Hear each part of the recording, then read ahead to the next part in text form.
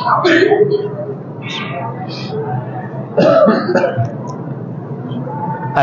لله نحمده ونستعينه ونستغفره ونؤمن به ونتوكل عليه ونعوذ بالله من شرور أنفسنا ومن سيئات أعمالنا من يهده الله فلا مضل له ومن يضلله فلا هادي له ونشهد أن لا إله إلا الله وحده لا شريك له ونشهد أن سيدنا وسندنا وحبيبنا ونبينا ومولانا ومأوانا وملجانا محمدا عبده ورسوله أرسله بالحق بشيرا ونذيرا وداعيا إلى الله بإذنه وسراجا منيرا صلى الله عليه وعلى آله وأصحابه وأزواجه وأهل بيته وبارك وسلم تسليما كثيرا كثيرا.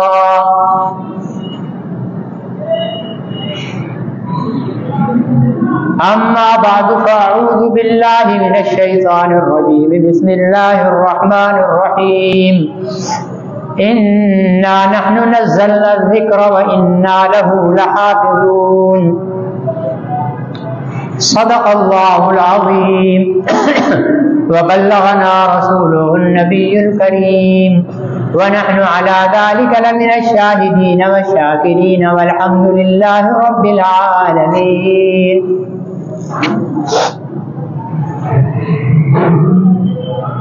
محترم بزرگوں اور بھائیوں،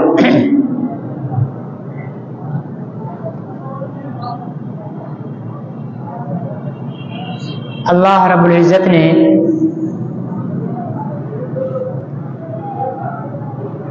انسانوں کی ہدایت کے لیے نبیوں اور رسولوں کا سلسلہ شروع فرمایا.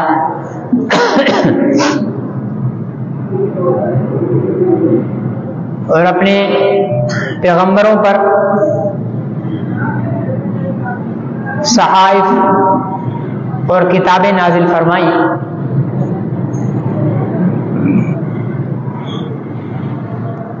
آسمانی صحیفوں اور کتابوں میں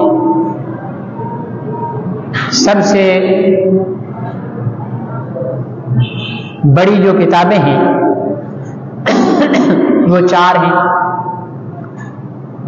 تورات، زبور اور انجیل اور قرآن پاک.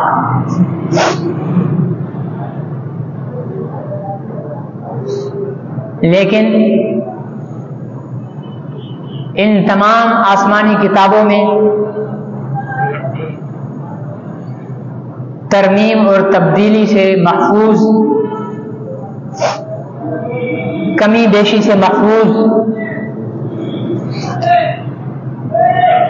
جو آسمانی کتاب ہے اور آخری کتاب ہے وہ آپ کے اور ہمارے پیارے پیغمبر حضرت محمد رسول اللہ صلی اللہ علیہ وسلم پر اللہ تعالی نے قرآن پاک کے شکل میں نازل فرمائی.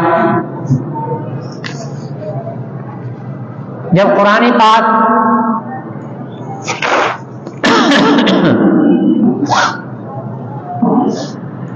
نازل ہوا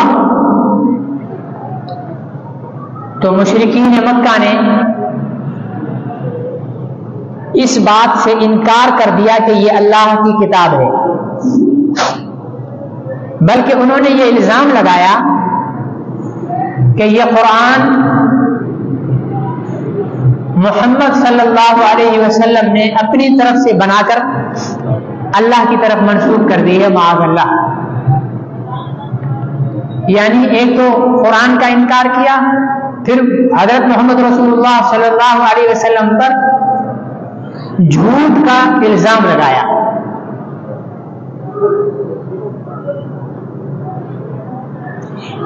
تو اللہ تعالی نے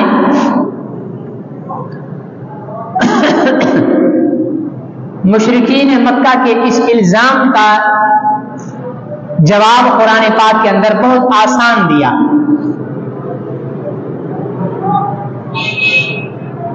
فرمایا کہ ان کنتم فی ریب مما نزلنا علی عبدنا فأتوا بسورۃ من مثلہ وادعوا شہداءکم من دون اللہ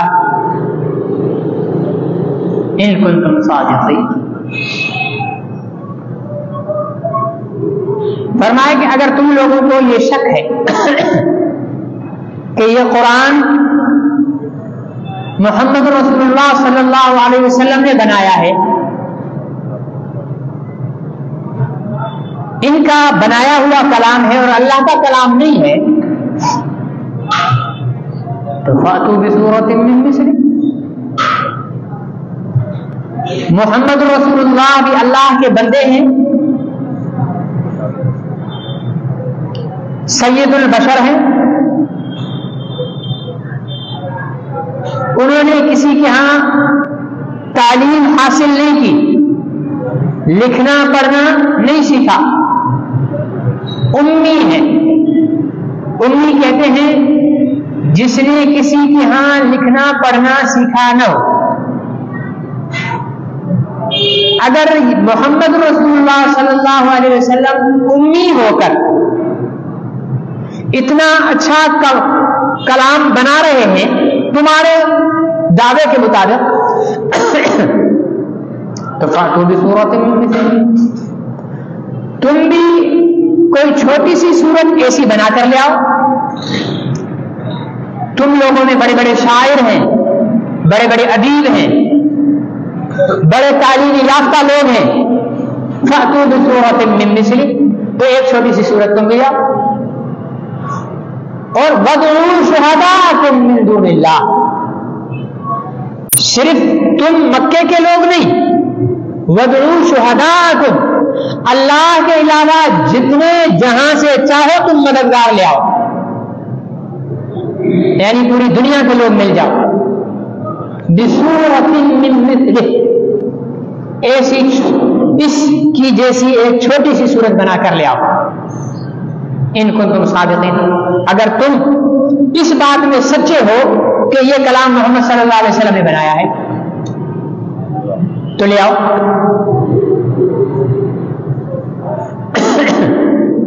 چنانچہ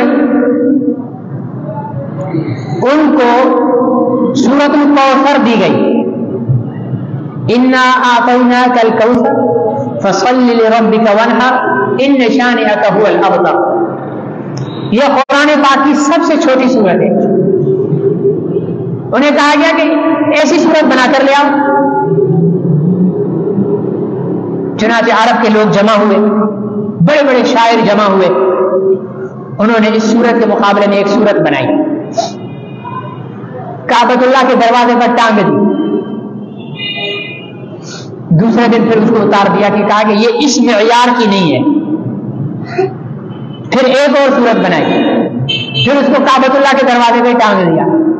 اگلے دن آ کر پھر اس کو اتار دیا کہ یہ اس معیار کی نہیں ہے. یوں 7 صورتیں بنائی اور خود ہی ان 7 کو ریجیکٹ کر دیا. عربی ادب میں اب بھی وہ 7 جو کلام انہوں نے بنائے 7 معلقات کے نام سے مشہور ہے. پرانے دور میں مدارس میں پڑھائی بھی جاتی تھی وہ، کیونکہ عربی گرامر کے اعتبار سے انتہائی جو ہے وہ کلام معتبر کلام تھا عربی، لیکن قرآن کے مقابلے میں نہیں تھا. پھر یہ لوگ چپ ہو گئے کہ اس کے مقابلے میں ہم سورت نہیں بنا سکتے. مطلب یہ ہوا کہ یہ کلام اللہ کا ہے، ٹھیک ہے نا. اگر ایسا کلام بنا لیتے تو سمجھا جاتا کہ یہ محمد رسول اللہ کا کلام ہے. نہیں بنایا تو یہ اللہ کا کلام ہوا. پھر انہوں نے طاقت آزمائی کی، قرآن پاک کو مٹانے کی، قرآن پاک کو جو ہے وہ اس کی عزت کو خراب کرنے کی، تعین و تشریح. اور اس وقت سے لے کر آج تک کفار کسی نہ کسی شکل میں قرآن پاک کو مٹانے، اس کو خراب کرنے، اس کا مذاق اڑانے کی کوششیں کرتے رہتے ہیں۔ جب انہوں نے طاقت استعمال کی تو اللہ تعالیٰ نے بھی اعلان فرمایا کہ انا نحن نزلنا الذکر، ہم نے اس ذکر کو نازل کیا ہے،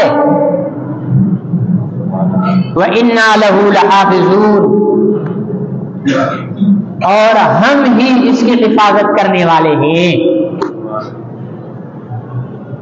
ایک دعویٰ اور ایک دلیل، ایک دعویٰ اور ایک دلیل۔ بھائی یہ گاڑی میری ہے، اچھا بھائی یہ ہو گیا دعویٰ، بھائی اس کا ثبوت کیا ہے، دلیل کیا ہے، یہ کاغذات دیکھیں گے، یہ پلاٹ میرا ہے، یہ دعویٰ ہو گیا۔ بھائی اس کی دلیل کیا ہے، دیکھیں جی یہ رجسٹری میرے نام ہے، یہ دلیل ہو گئی۔ اللہ تعالیٰ نے فرمایا انا نحن نزلنا الذکر، ہم نے ہی اس ذکر قرآن کو نازل کیا ہے۔ یا اللہ آپ نے نازل کیا ہے، آپ بہت پاکیزہ ذات ہیں، آپ پر سوال بنتا بھی نہیں ہے، ہم ایمان لے آئے، لیکن کوئی کافر اگر ہم سے دلیل پوچھے، کوئی کافر کہے کہ بھائی ثبوت دو کہ یہ اللہ کا کلام ہے، تو یا اللہ پھر ہم انہیں کیا جواب دیں؟ فرمایا کہ وَإِنَّا لَهُ لَحَافِظُونَ، اس کی دلیل یہ ہے کہ اس کی حفاظت ہم کریں گے، اس کی دلیل یہ ہے کہ اس کی حفاظت ہم کریں گے۔ یہ دلیل کیسے ہو گئی؟ آسان سی دلیل ہے، اگر قرآن مٹ گیا تو مطلب انا نحن نزلنا الذکر والی بات سچی نہیں ہے کہ ہم نے نازل کیا ہے، آپ نے نازل کیا ہوتا تو مٹتا کیوں؟ ٹھیک ہے، لیکن اگر قرآن نہیں مٹتا، قرآن نہیں مٹتا تو پھر انا نحن نزلنا الذکر والی بات سچی ہے۔ اب ہم قرآن پاک کی تاریخ کو دیکھیں، ایسا نہیں ہے کہ قرآن پاک کو مٹانے کی کوشش نہیں کی گئی، ایسا وقت بھی آیا کہ قرآن پاک اٹھا کر ان کے ڈھیر لگا کر جلائے گئے، دریاؤں میں ڈال دیے گئے، ان کی سیاہی سے دریاؤں کا پانی رنگ بدل گیا، لیکن قرآن پھر بھی ختم نہیں ہوا۔ سوویت یونین جس میں سے اب صرف روس کا ٹکڑا بچا ہے، 70 سال تک وہاں قرآن پاک اور اللہ کا نام لینے پر کی پابندی تھی، لیکن آج وہاں حافظ قرآن موجود ہے۔ ترکی میں مصطفیٰ کمال پاشا اتاتürk کے دور میں قرآن پر، دینی تعلیم پر پابندی تھی، لیکن آج وہاں قرآن پاک کے حفاظ، قراء اور علماء موجود ہیں۔ ہر دور میں کوشش کی گئی کہ قرآن پاک کو ختم کیا جائے، مٹایا جائے، لیکن آج تک قرآن پاک ویسے کا ویسا موجود ہے۔ اور پھر آپ آج کل تو جدید زمانہ ہے، آپ یہاں سے بیٹھ کر دنیا کے آخری کونے پر بیٹھے ہوئے آدمی کے ساتھ بھی نہ صرف کال بلکہ ویڈیو کال کے ذریعے بھی بات کر سکتے ہیں، ٹھیک ہے نا۔ پاکستان میں عیسائیوں کے چرچ کے اندر جو قرآن پاک اپنا جو ان کی بائبل ہے، آپ اس کو کھولیں، انڈیا کے اندر جو عیسائی ہیں ان کی بائبل کو کھولیں، امریکہ کے اندر جو عیسائی ہیں ان کی بائبل کو کھولیں، برطانیہ کے، دنیا کے ہر خطے کے اندر آپ کو بائبل مختلف ملے گی۔ صرف پھر پاکستان میں لے لیں، 2018 کا نسخہ اٹھا کر دیکھ لیں،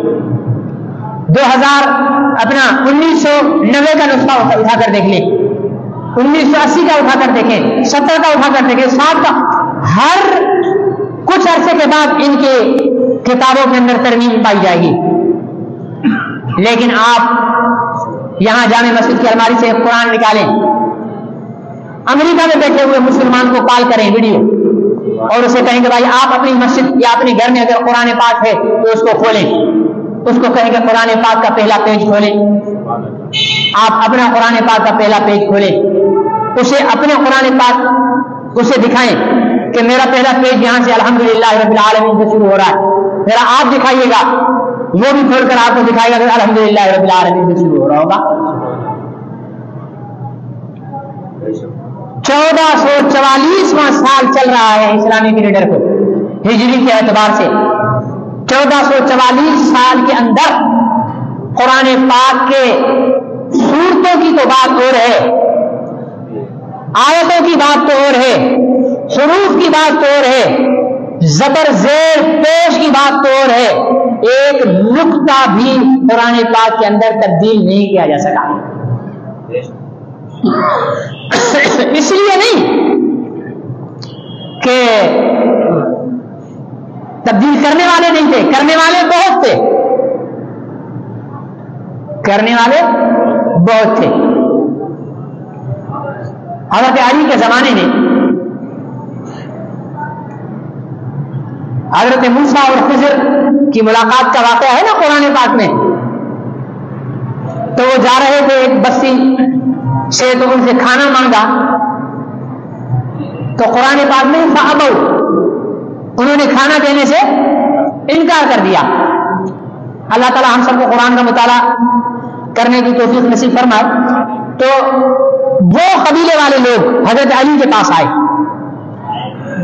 انہوں نے آ کر کہا کہ ہم پورا قبیلہ ہزاروں افراد کلمہ پڑھنے کے لیے تیار ہیں، ہماری ایک شرط ہے، کیا کہ آپ اپنی کتاب میں زیادہ تبدیلی نہیں کریں گے، بس ایک نقطہ اپنی جگہ سے ہٹا کر دوسری جگہ رکھیں گے اور اس کے ساتھ ایک نقطہ اور ملا دیں گے۔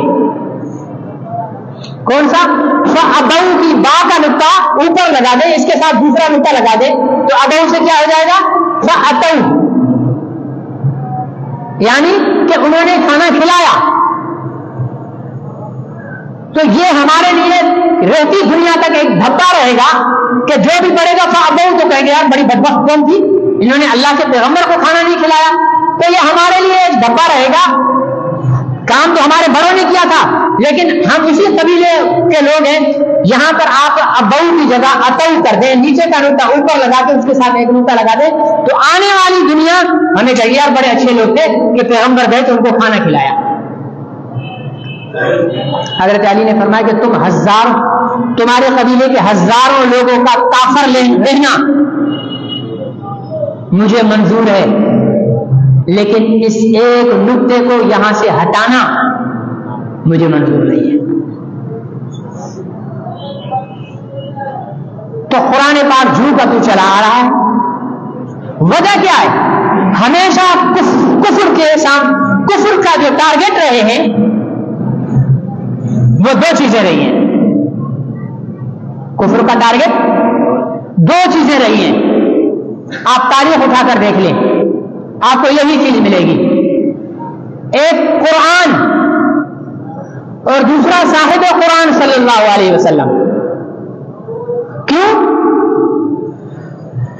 جس وقت بر صغیر پر انگریز نے قبضہ کیا تو ہندوؤں نے تسلیم کر لیا، سکھوں نے تسلیم، لڑے شروع میں لڑے لیکن آہستہ آہستہ سب تسلیم کر گئے، لیکن مسلمان نے تسلیم نہیں کیا، مسلمان نے تسلیم، اور مسلمانوں پر اتنا ظلم ہوا کہ زندہ علماء کو خنزیر کی کھال میں سی کر آگ میں ڈال دیا جاتا تھا، توپوں کے دہانے پر علماء کو باندھ کر گولے لگائے جاتے تھے، لیکن مسلمان انگریز گورنمنٹ کو تسلیم کرنے کے لیے تیار رہے۔ گورنمنٹ برطانیہ نے ایک ٹیم بھیجی بر صغیر میں کہ سرچ کرو کہ مسلمان کے اندر کون سی ایسی چیز ہے جو انہیں ہماری غلامی قبول کرنے پر تیار نہیں ہونے دیتی۔ ٹیم آئی، سروے کیا، انہوں نے رپورٹ تیار کی کہ مسلمانوں کا تعلق جب تک دو چیزوں کے ساتھ ہوگا یہ کسی کو غلامی قبول نہیں کریں گے، ایک قرآن، دوسرا محمد رسول اللہ صلی اللہ علیہ وسلم، کیونکہ قرآن بھی ان کو جہاد کی تعلیم دیتا ہے. کتب علیکم القتال وہو کرہ لکم، تم پر لڑائی فرض کی گئی ہے. لفظ جہاد استعمال نہیں کیا کیونکہ اللہ نے حضور ہے کہ آنے والے وقت میں بزدل مولوی بھی پیدا ہوں گے جو امریکہ کے ڈر سے جہاد کی تعویلیں کریں گے کہ اسلام کی سربلندی کے لیے کوشش کرنے کا نام جہاد ہے. اللہ نے جہاد کا لفظ نہیں، جہاں جہاد کی فرضیت کا حکم آیا ہے فرمایا کہ کتب علیکم القتال، تم پر لڑائی کرنا فرض ہے، قتل کرنا فرض ہے. قتال کا لفظ استعمال کیا. یہ تو پھر ہم نے نکال لیا آسان راستے. اب ظاہر ہے اتنا بہترین ممبر، اتنا نرم مسلح مجھے چھوڑنے کا دل تھوڑی کرے گا. اگر میں جہاد کے کافروں کے ساتھ لڑائی کے فضائل بتانا شروع کروں گا تو آپ بولے گا مولوی صاحب چلو پہلے آپ پھر ہم چلتے ہیں. تو میں اتنا نرم و نازک مسلح، ٹھیک ہے نا جی، اتنا بہترین ممبر چھوڑ کر کہاں جاؤں گا توپوں اور گولیوں کی بوچھاروں میں. تو اس لیے پھر میں نے کہہ دیا کہ دین کے لیے کوئی بھی محنت کرنا جہاد ہے. تبلیغ کرو جہاد ہے، مدرسہ پڑھاؤ جہاد ہے، مسجد میں امامت کراؤ جہاد ہے، کیونکہ جہاد جہد سے ہے اور جہد کے معنی ہے کوشش کرنا. تو دین کے لیے یہ بھی کوشش کرو جہاد. لیکن اللہ کے رسول نے، اللہ نے قرآن پاک کے اندر قتال کا لفظ کہا کہ اصل جہاد کیا ہے؟ اسلام کے لیے، اسلام کی سربلندی کے لیے لڑنا، کافروں کے ساتھ لڑنا، قتال کرنا. تو گورنمنٹ برطانیہ کے ان ماہرین نے کہا کہ قرآن بھی ان کو جہاد کی ترغیب دیتا ہے اور ان کے پیغمبر حضرت محمد رسول اللہ صلی اللہ علیہ وسلم کہا کہ وہ بھی انہیں کہتے ہیں کہ الجہاد ماضٍ الی یوم القیامہ، کہ جہاد قیامت تک جاری رہے گا. پھر بھلے میرے جیسے بزدل اس میں شامل نہ ہو، لیکن امت کا ایک طبقہ ایسا ہوگا جو جہاد کرتا رہے گا. اس لیے کفر سے لڑنا ان کی اصل عبادت ہے. یہ ایسے نہیں مانیں گے. دو چیزوں سے ان کا تعلق ختم کر دو، ایک قرآن سے، دوسرا محمد رسول اللہ صلی اللہ علیہ وسلم. محمد رسول اللہ صلی اللہ علیہ وسلم کے تعلق ختم کرنے کے لیے گورنمنٹ برطانیہ نے مرزا غلام احمد قادیانی کو کھڑا کیا اور حضور علیہ السلام کی اس سے توہین کروائی، آپ کا مذاق اڑوایا اور بہت کچھ اس سے گندگی کروائی. لیکن اللہ کے فضل سے مسلمانوں کا نبی سے تعلق ختم نہیں ہوا.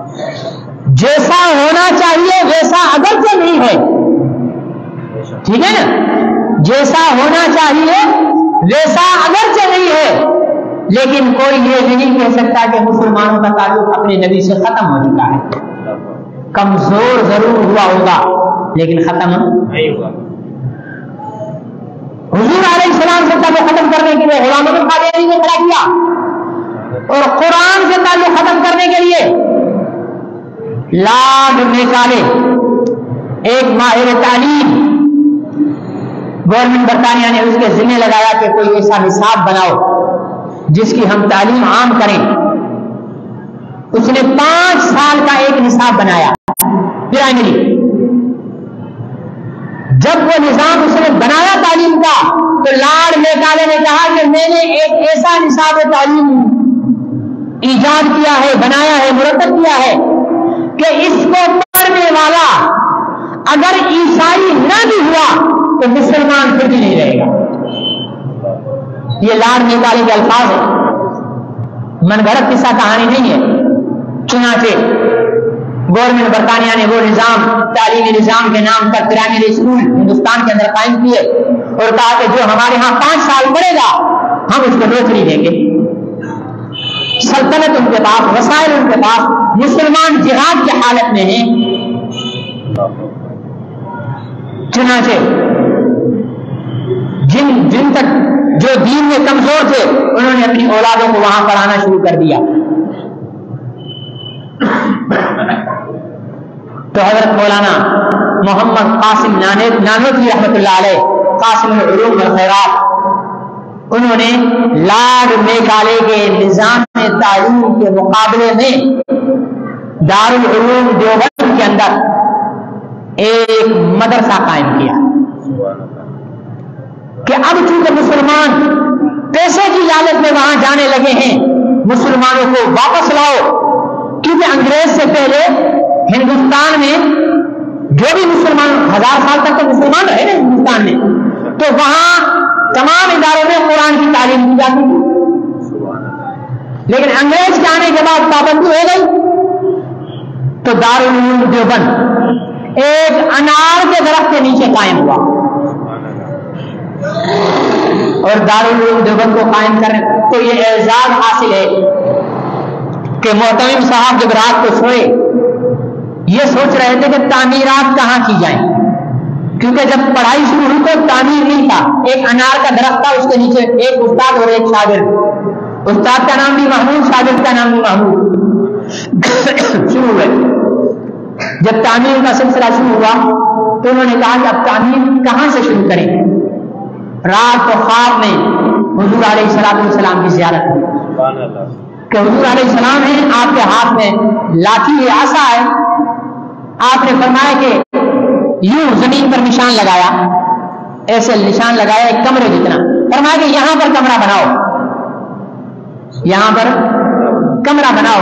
صبح جب اٹھے تو دیکھا کہ وہاں پر نشان لگا ہوا ہے، اور وہی تعمیر کی گئی، پہلے کمرے کی دارالعلوم دیوبند تھی، اور وہ کمرہ آج بھی موجود ہے، اور وہ انار کا درخت آج بھی موجود ہے۔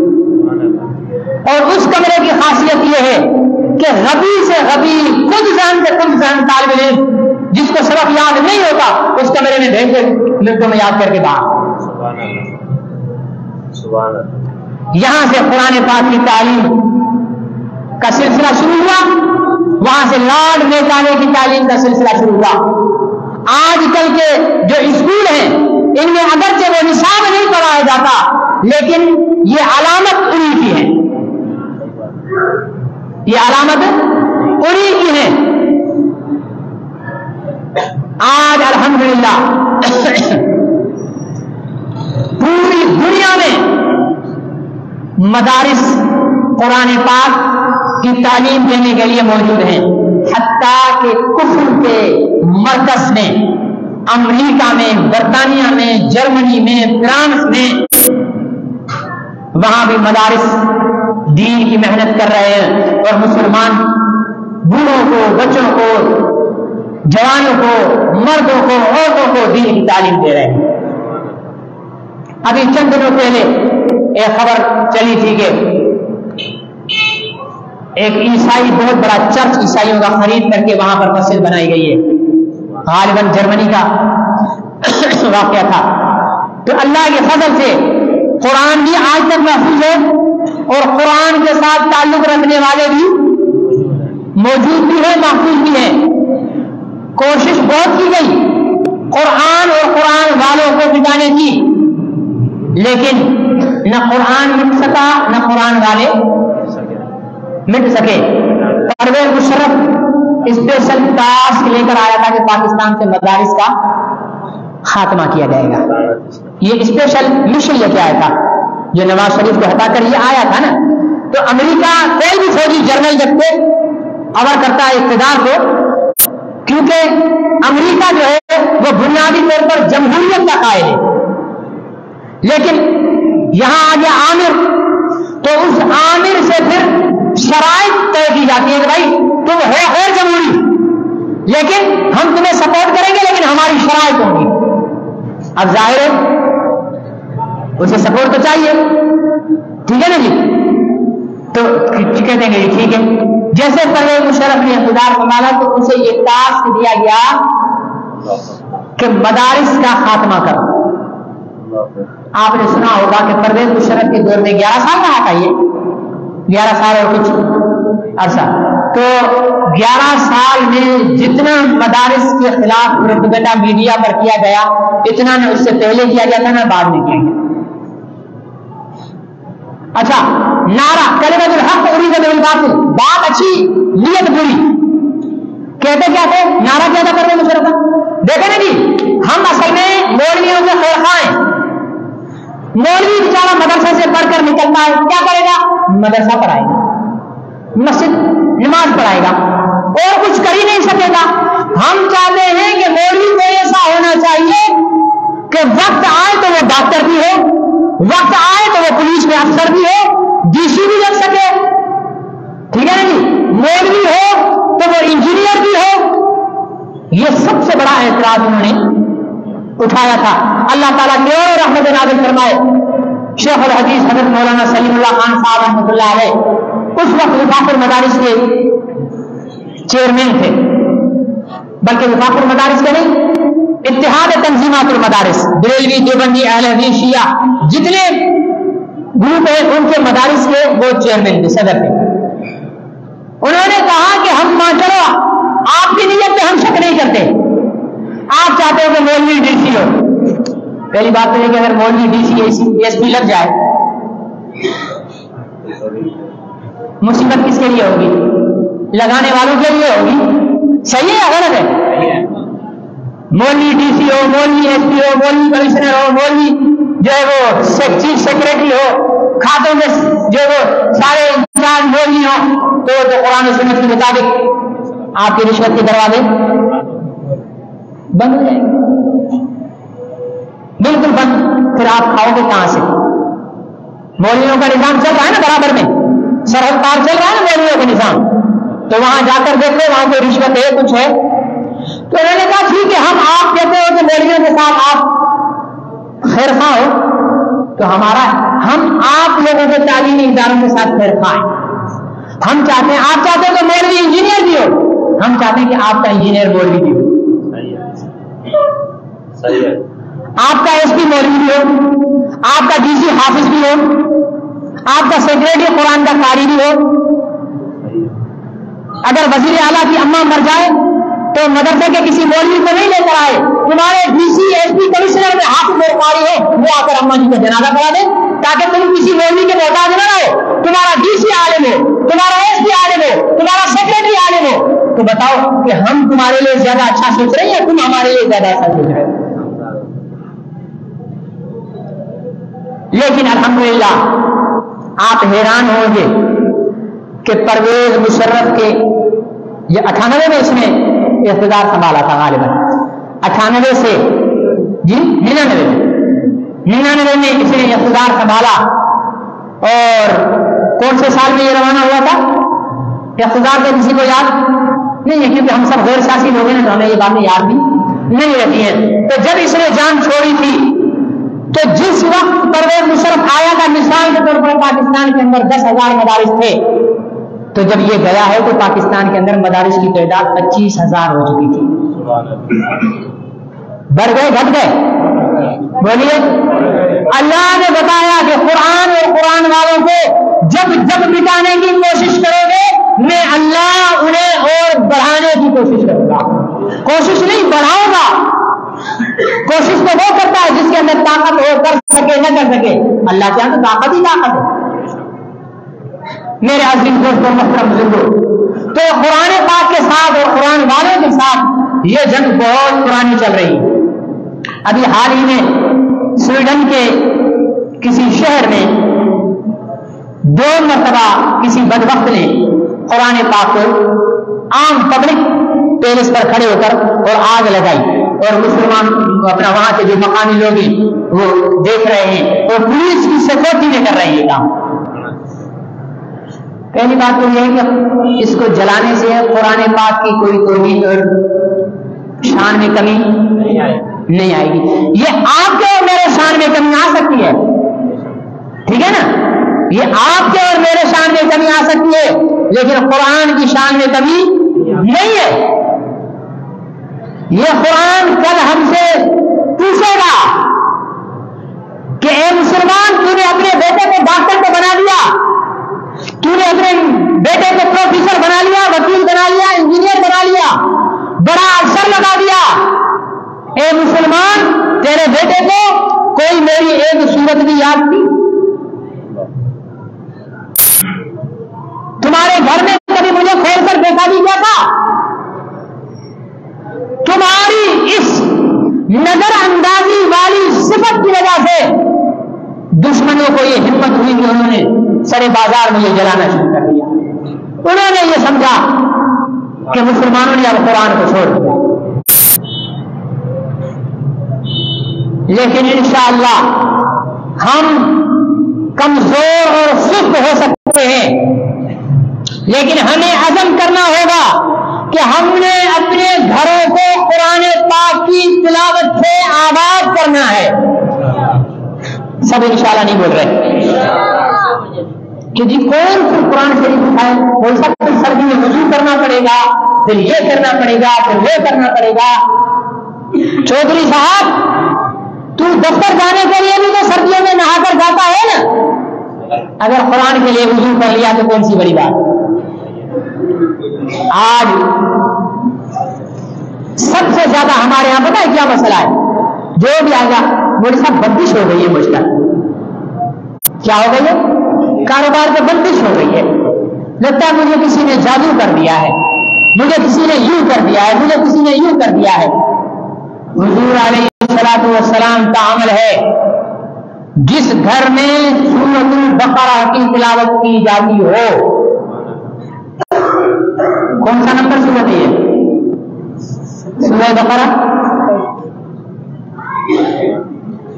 10ویں نمبر ہے، 11ویں نمبر ہے، 12ویں نمبر ہے، پہلی نمبر سورت ہے. فرمایا کہ جس گھر میں اس کی تلاوت ہوتی ہے روزانہ، اس گھر پر جن، شیطان، جادو کبھی حملہ نہیں کر سکے گا. تو بندش کے دروازے تم نے خود کھول رکھے، قرآن کو تو ہاتھ نہیں لگاتا، مسجد میں تو آتا نہیں. تو یہ عزم کر لو، یہ ارادہ کر لو کہ انشاءاللہ ہم قرآن پاک کی تلاوت کریں گے. ایک پاؤ، ایک چوتھائی سی پارا، ٹھیک ہے نا؟ پارے کے کتنے حصے ہوتے ہیں؟ 4 حصے ہوتے ہیں.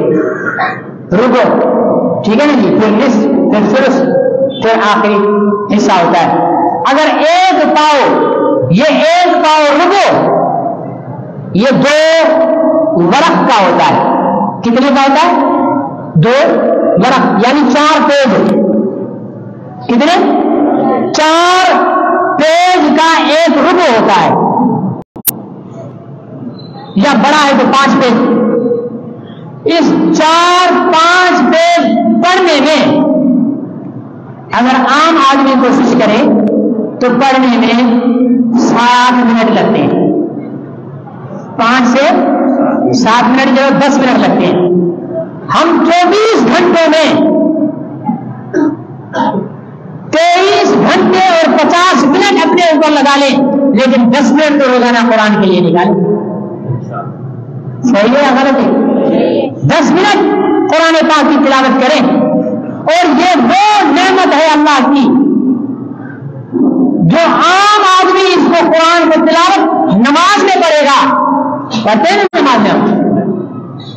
فرمائے کہ نماز میں کھڑے ہو کر قرآن پاک پڑھنے والوں کو ایک حرف پر 100 نیکی ملے گی. کتنی؟ سبحان اللہ نہیں نکل رہی. اگر میں کہتا نا کہ ایک حرف پر 100 روپئے ملیں گے تو پھر شاید میری قوم سبحان اللہ کہہ رہی تھی. ایک حرف پر 100 نیکیاں ملیں گی. اب آپ دیکھیں ہم جب پڑھتے ہیں تو پہلے کون سی سورت پڑھتے ہیں؟ سورۃ فاتحہ. سورۃ فاتحہ کا پہلا لفظ کیا ہے؟ الحمد. الحمد میں کتنے حرف ہیں؟ الف حرف ہے، لام حرف ہے، ہا حرف ہے، میم حرف ہے، دال حرف ہے. الحمد کہا. ابھی للہ ابھی طرف ہم نہیں گئے. پیغمبر کے فرمان کے مطابق صرف الحمد کہنے پر 500 نیکیاں ہمارے کھاتے میں لکھ دی جائیں گی. تو میرے بھائیوں اتنے پیارے قرآن کو ہم کیوں چھوڑیں؟ اس کے ساتھ ہمیں تعلق جوڑنا چاہیے. اس سیزن کی اس بدماشی کے خلاف پورے ملک میں آج مسلمان یوم احتجاج، نام یوم احتجاج کیا ہے، لیکن میں اسے یوم احتجاج نہیں کہتا. یوم کس سے احتجاج کریں؟ ہمارے اوپر سے لے کر نیچے تک عالمی ایجنڈے کے آلے کار ہیں. کوئی بھی حکمران ہو وہ آلے کار ہیں عالمی قوتوں کے. ان سے ہم احتجاج کریں؟ احتجاج نہیں، ہم قرآن پاک سے یکجہتی کے لیے باہر نکلیں. صحیح ہے غلط ہے؟ قرآن پاک سے یکجہتی کے لیے باہر نکلیں. آپ نماز پڑھ کر سنتوں سے فارغ ہو کر قرآن پاک سے یکجہتی کے لیے ہم عظمت قرآن ریلی کے اندر شریک ہوں. کیا خیال ہے؟ انشاءاللہ سب کی نہیں نکل رہی، کیونکہ کسی کو بھوک لگی ہوئی ہوگی، کسی کی بیوی بیمار ہوگی، کسی کا بیٹا بیمار ہوگا، کسی نے دوست کی شادی میں جانا ہوگا. لیکن ایک بات یاد رکھیے، آج اگر عظمت قرآن کو نظر انداز کر کر آپ بیوی کی تیمار دینے کے لیے جاؤ گے، عظمت قرآن کو نظر انداز کر کے بیٹے کی خدمت کے لیے جاؤ گے، عظمت قرآن کو نظر انداز کر کے باپ کی خدمت کے لیے جاؤ گے، ڈیوٹی کے لیے جاؤ گے، یاد رکھو قبر میں بھی، میدان حشر میں بھی نہ ماں نہ باپ نہ بیٹا نہ بہن نہ بیوی نہ کاروبار نہ ملازمت بچائے گی. اگر شفاعت کام آئے گی تو قرآن پاک کی کام آئے گی. کبھی تو ہم قرآن والے بن جایا کریں، کبھی تو ہم دنیا کو دکھایا کریں کہ نہیں ہم بھی قرآن کے نام لیوا ہیں. تو کیا خیال ہے نماز کے بعد صبح سے فارغ ہو کر سب چلیں گھر کھانا کھانے کے لیے؟ کھانا کھانے چلیں؟ نہیں، ہم باہر نکلیں گے. جو علماء کرام نے کال دی ہے ہم اس کال پر لبیک کہیں گے، ہم اپنی حاضری لگائیں گے. یہ نہیں کہنا ہے کہ یار میرے نکلنے سے کون سی توہین ختم ہو جائے گی. یوسف کو خریدنے کے لیے جو بڑھیا چھوٹا سا سوٹ لے کر گئی تھی، اس یوسف کو خریدنے کے لیے جس یوسف کو ترازو کے ایک پلڑے میں رکھ کر سونا چاندی اور ہیرے جواہرات تولے جا رہے تھے، اس یوسف کو خریدنے کے لیے بڑھیا گئی تھی ایک. کسی نے پوچھا اما جی کہاں جا رہی ہے یہ سوٹ لے کر؟ کہاں میں یوسف کو خریدنے. لوگ ہنسنے لگے کہ یوسف کو تم کیا خریدے گی، یہ تو ایک سوٹ کا ٹکڑا ہے، وہاں پہ ہیرے جواہرات میں تم رہا ہے. کہاں میں مجھے نہیں پتا ہے، میں یوسف کو خرید نہیں سکتی، لیکن یوسف کے خریداروں کی جو لسٹ بن رہی ہے اللہ کے ہاں میرا نام آئے گا. ابراہیم پر جب نمرود کی آگ جلی تھی تو گرگٹ نے پھونکے ماری تھی. گرگٹ کی پھونکے مارنے سے ابراہیم پر جلنے والی آگ میں اضافہ نہیں ہوا تھا، اور ایک چھوٹے پرندے نے چونچ میں پانی بھر کر اوپر سے اس آگ میں گرانا چاہا تھا. اس کے پانی سے وہ آگ ٹھنڈی نہیں ہوئی تھی، لیکن ارادہ اور نیت دونوں کے لیے ہے. آج دنیا میں جب بھی گرگٹ کا نام آتا ہے تو لعنت ڈالی جاتی ہے، اس پرندے کا نام آتا ہے تو دعا کی جاتی ہے. بات کردار کی ہے. ڈنمارک نارے امریکہ سویڈن یا فرانس، ان سے ہم اور آپ لڑ نہیں سکتے، لیکن ہم کہاں کھڑے ہیں اس کا فیصلہ ہمیں کرنا ہوگا. ہم کس صفوں میں ہیں؟ آج صف بندیاں ہو رہی ہیں. ایک صف میں وہ لوگ کھڑے ہیں جو قرآن کو مٹانے کی سازشیں کر رہے ہیں، جو پیغمبر اسلام کی عزت پر حملہ کر رہے ہیں، اور دوسری صف وہ ہے جو جائیداد میں بھلے کم ہو، وسائل میں کم ہو، لیکن ایمان اور جذبے کی طاقت کے ساتھ ہے. وہ قرآن کو بچانے والوں کی صف میں کھڑے ہو، وہ قرآن کی حمایت والوں کی صف میں کھڑے ہو، وہ محمد نبی کی تحفظ کی جدوجہد والی صف میں کھڑے ہو. اگر ہمارا نام اس صف میں آیا تو ہم کامیاب ہوئیں گے. اللہ مجھے اور آپ کو